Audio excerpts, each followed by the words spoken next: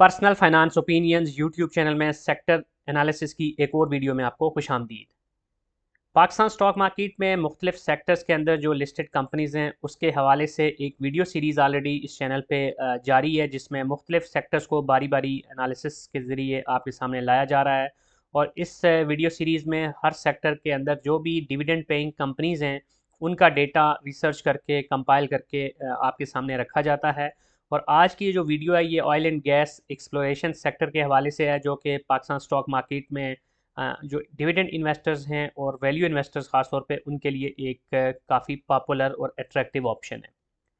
Oil and gas exploration sector की अगर in general बात की जाए तो पाकिस्तान के अंदर चार बड़ी कंपनीज़ हैं, जो कि पब्लिकली लिस्टेड कंपनीज़ की मैं बात कर रहा हूँ। वैसे तो काफ़ी सारी हैं, लेकिन पब्लिकली लिस्टेड कंपनीज़ की बात की जाए तो उसमें चार बड़ी कंपनीज़ हैं जो कि ऑयल एंड गैस के जो रिजर्व्स हैं पाकिस्तान के अंदर मुख्तलिफ ब्लॉक्स के अंदर उनके हवाले से अपना प्रोजेक्ट्स कर रही होती हैं। वहाँ पर उनके मुख्तलिफ किस्म के प्रोजेक्ट्स चल रहे होते हैं, कुछ इंडिविजुअल कैपेसिटी में होते हैं और कुछ इनके जॉइंट वेंचर्स होते हैं।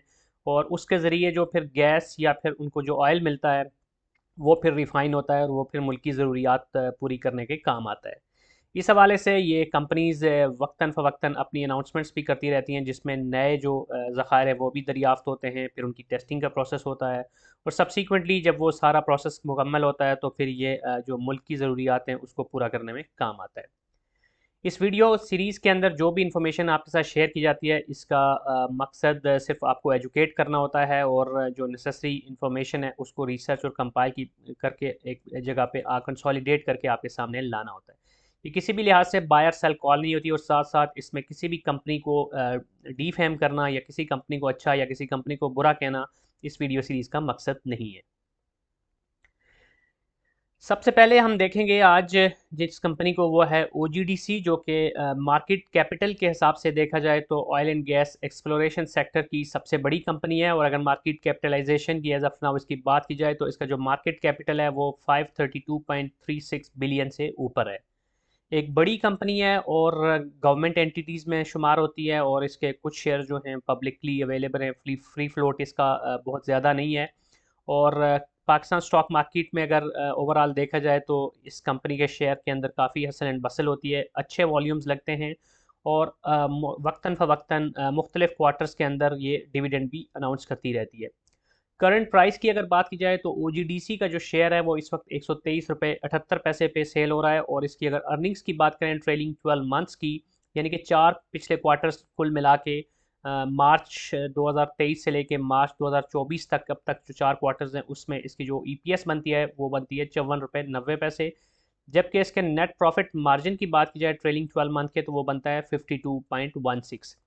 अब नेट प्रॉफिट मार्जिन हम जब बाकी कंपनीज का देखेंगे इस सेक्टर की तो फिर बेहतर हम एक तकाबली तौर पे जायज़ा ले सकेंगे, क्योंकि जनरली स्पीकिंग जो दीगर बहुत सारे ऐसे सेक्टर्स हैं जो कि जिनके रॉ मटेरियल महंगा होता है, प्लस उनको कॉस्ट ऑफ सेल ज़्यादा पड़ती हैं और जो दीगर अवामिल भी होते हैं, तो उस वजह से उन सेक्टर्स के नेट प्रॉफिट मार्जिन काफ़ी कम भी अंडर 10 होते हैं मोस्टली। लेकिन यहाँ पर आप देख रहे हैं कि ओजीडीसी की केस में एज एन एग्जांपल हम अभी तक सिर्फ इसका डेटा हमारे सामने है तो इसमें 50% से ऊपर इसका नेट प्रॉफिट मार्जिन है, जो कि बहुत अच्छा है। अब प्राइस टू अर्निंग रेशो की बात करें ट्रेलिंग 12 मंथ की तो इसकी बनती है 2.22। अगेन ये जो प्राइस टू अर्निंग मल्टीपल होता है ये हमें बताता है कोई कंपनी सस्ती मिल रही है या महंगी मिल रही है एज ऑफ नाउ। लेकिन ये भी हमेशा कंपैरेटिव टर्म्स में देखा जाता है। जो पीयर कंपनीज होती हैं, यानी उसी सेक्टर की जो दीगर कंपनीज होती हैं, उसके मुकाबले में अगर किसी कंपनी का प्राइस टू अर्निंग कम है तो फिर उसको हम सस्ता कंसिडर करते हैं। अब डिविडेंड यील्ड की बात की जाए तो ट्रेलिंग 12 मंथ की जो इसकी डिविडेंड यील्ड बनती है वो 5.63 बनती है, जो कि कोई बहुत ही एक्स्ट्रॉर्डनरी नहीं है। जबकि डिविडेंड पर शेयर की बात की जाए ट्रेलिंग 12 मंथ की तो इसने 6 रुपये 85 पैसे का टोटल डिविडेंड दिया है पिछले चार क्वार्टर्स में। अब प्राइस की अगर बात करें तो पिछले एक साल के अंदर जैसे कि पाकिस्तान स्टॉक मार्केट में ओवरऑल हमने देखा कि काफ़ी एक बुलिश ट्रेंड रहा, तो उसके अंदर ये जो सेक्टर और इस कंपनी की अगर खास तौर पे बात की जाए तो इसने भी उस बहती गंगा में बड़ा अच्छे तरीके से हाथ धोया है और 55% का इजाफा हुआ है इसके शेयर की प्राइस में पिछले एक साल के अंदर। अब 52 वीक्स का हाई अगर देखें तो वो 158 रुपये 59 पैसे और 52 वीक्स का इसका जो लो लगा है वो है 73 रुपये 10 पैसे। तो इस लिहाज से जो अभी की जो प्राइस है इसकी 123 रुपये 78 पैसे, ये तकरीबन एक मीडियम लेवल के ऊपर फॉल करती है। अब इसके बाद जो दूसरी कंपनी है इस सेक्टर की जिसको हम डिस्कस करेंगे वो है मारी पेट्रोलियम। और मार्केट कैपिटलाइजेशन के हिसाब से बात करें तो ये ओजीडीसी से इसका मार्केट कैपिटल खासा कम है। 351.06 बिलियन इसका बनता है मार्केट कैपिटल तकरीबन। और इसके शेयर की अगर प्राइस की बात की जाए तो ये काफ़ी महंगा शेयर है, 2631। महंगा in the sense current price के हिसाब से। अदरवाइज स्टॉक मार्केट में सस्ता है जो महंगा होता है उसको नंबर की बेस पे यानी कि प्राइस की बेस पे हम नहीं कंसिडर कर रहे होते, बल्कि मुख्तलिफ रेशोज़ जिसमें से प्राइस टू अर्निंग भी एक रेशो है उसको भी हम देख रहे होते हैं। तो बहरहाल सिर्फ प्राइस के हिसाब से देखें तो ऑब्वियसली ये आपको महंगा मिलेगा, 2631 रुपये में एक शेयर आपको मिलेगा। लेकिन अर्निंग्स की बात की जाए तो वहाँ पर आप देख सकते हैं कि जहाँ ओजीडीसी की प्राइस कम थी लेकिन उसकी अर्निंग भी कम थी। इसकी अगर प्राइस आपको 2631 में मिल रहा है शेयर, तो अर्निंग्स देखें तो वो भी इसकी 505 रुपये 74 पैसे है ट्रेलिंग 12 मंथ की, विच इज़ सिग्निफिकेंटली हायर। अब नेट प्रॉफिट मार्जिन देखें तो बहरहाल यहाँ पर ओजीडीसी से बेहतर है। इसकी जो नेट प्रॉफिट मार्जिन है वो 35.71 बनता है ट्रेलिंग 12 मंथ का, जबकि ओजीडीसी का 52.16 था। अब प्राइस टू अर्निंग देखें तो 5.02। अब ये वो इंडिकेटर है एटलीस्ट जिससे हमें कुछ आइडिया मिलता है कि ओजीडीसी का शेयर काफ़ी सस्ता मिल रहा है इस वक्त कंपेयर टू मारी पेट्रोलियम। जबकि डिविडेंड यील्ड की बात करें तो इसकी डिविडेंड यील्ड थोड़ी सी ज़्यादा है ओजीडीसी से, 6.15%। कोई बहुत बड़ा फ़र्क नहीं है लेकिन बहरहाल ओवरऑल देखा जाए तो निस्बतन उससे ज़्यादा ही डिविडेंड यील्ड की हामिल है एज ऑफ नाउ ये कंपनी। अब डिविडेंड पर शेयर की बात करें ट्रेलिंग 12 मंथ में तो कुल मिला के पिछले 4 क्वार्टर्स में इसने 156 रुपये का डिविडेंड दिया है।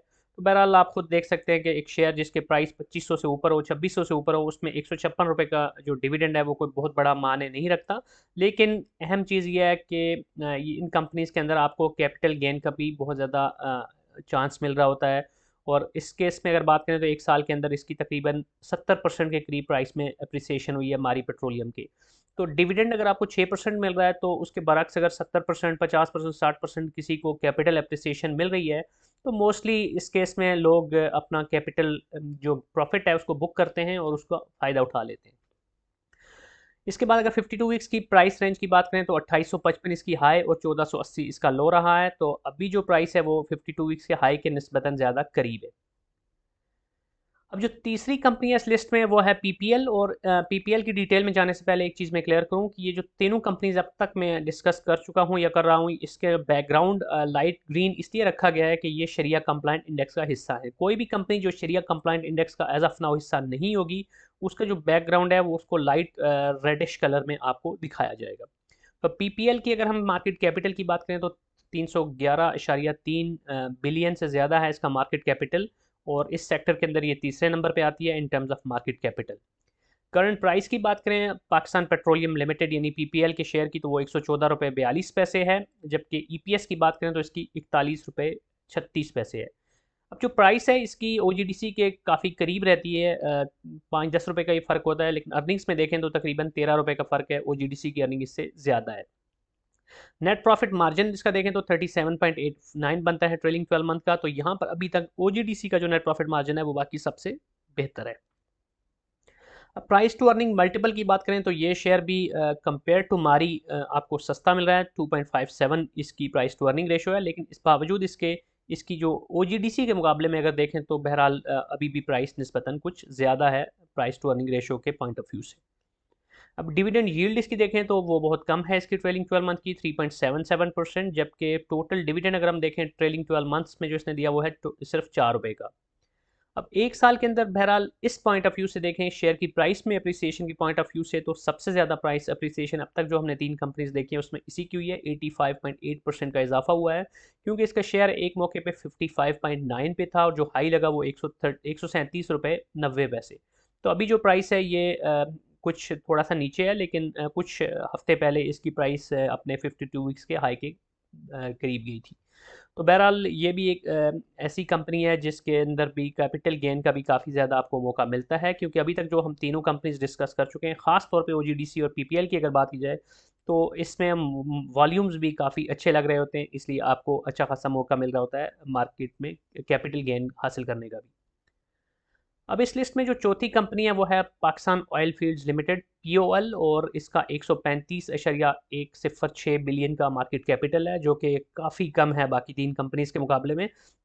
और एक और अहम चीज़ ये है कि इसका जो बैकग्राउंड मैंने लगाया है वो लाइट रेडिश कलर में है, विच मीन्स के ये एज ऑफ नाउ शरिया कंप्लाइंट इंडेक्स का हिस्सा नहीं है।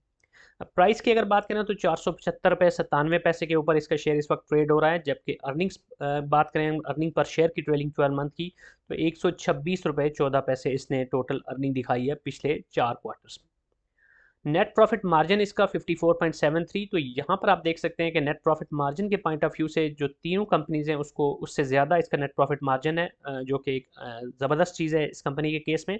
जबकि प्राइस टू अर्निंग की बात करें तो 3.43, तो प्राइस टू अर्निंग के पॉइंट ऑफ व्यू से बहरहाल ये मारी पेट्रोलियम से तो सस्ता मिल रहा है, लेकिन बाकी दोनों कंपनीज से थोड़ा सा महंगा मिल रहा है as of now.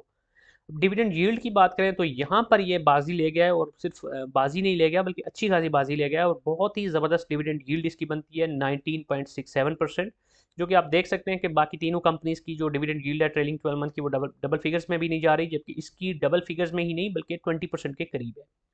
Dividend per share की बात करें तो पिछले जो 4 क्वार्टर्स हैं उसके अंदर इसने 85 रुपये का डिविडेंड दिया है अपने शेयर होल्डर्स को, जो कि एक ज़बरदस्त डिविडेंड बनता है। जबकि चेंज की बात करें शेयर की प्राइस में एक साल में, तो वो तकरीबन 14% का ही इंक्रीज़ हुआ है इसमें, 13.94%।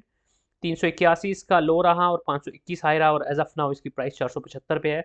तो यहाँ पर बहरहाल डिविडेंड के पॉइंट ऑफ व्यू से ये सबसे ज़्यादा अट्रैक्टिव ऑप्शन रहा पिछले एक साल में, लेकिन प्राइस एप्रिसिएशन ऐसा कोई ख़ास इसमें नहीं हुई।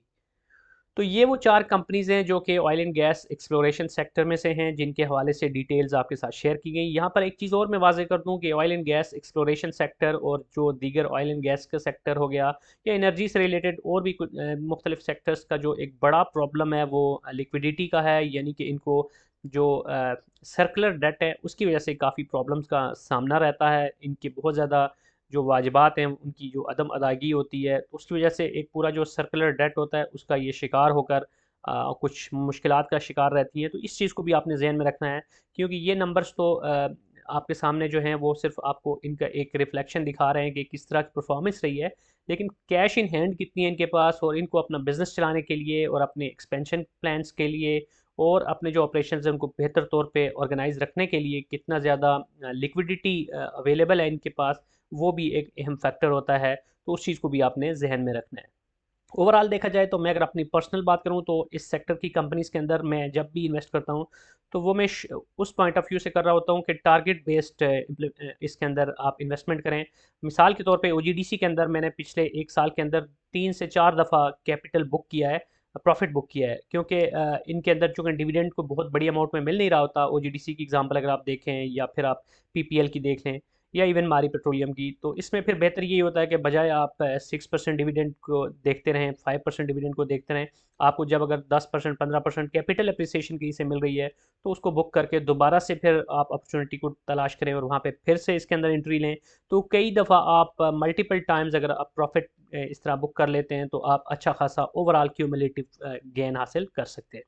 तो ये एक अप्रोच होती है, ज़रूरी नहीं कि आपकी भी यही अप्रोच हो और ये अप्रोच हर दफ़ा काम आए, क्योंकि बाज़ औक़ात शेयर की प्राइस आपको शायद जो आप टारगेट आप रखते हैं 10% का, 15% का, 20% कैपिटल गेन का, हो सकता है वो चंद दिनों में चंद हफ्तों में आपको मिल जाए, और कई दफ़ा ऐसे भी हो सकता है कि मुख्तलिफ टेक्निकल और फंडामेंटल अवामिल और micro and macro economic factors की वजह से मे बी के एक लंबे अरसे तक फिर आप उस प्राइस को हिट ना कर सकें। तो ये सारी चीज़ें इफ्स एंड बट्स तो खैर स्टॉक मार्केट का हिस्सा होते हैं। स्टॉक मार्केट की इन्वेस्टमेंट में यही तो चार्म होता है कि इसमें आपको अपॉर्चुनिटीज़ भी मिल रही होती हैं और इसमें आपके आपके पेशेंस का टेस्ट भी हो रहा होता है।